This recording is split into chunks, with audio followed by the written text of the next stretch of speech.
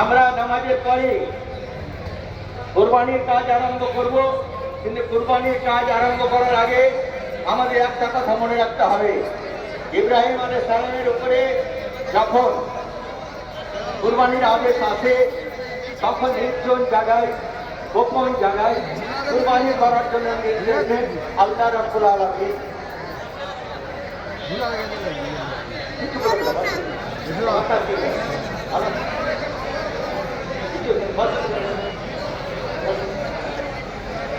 আজকে তো কুরবানির ব্যাপারে সতর্কবাণী হচ্ছে যে আপনারা বলছে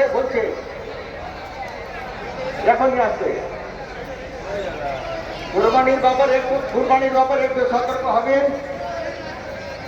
কুরবানির ব্যাপারে একটু সতর্ক হবেন যে আপনারা রাস্তা ধারে কেউ কুরবানি করবেন না, বাচ্চা ছেলেদেরকে দিয়ে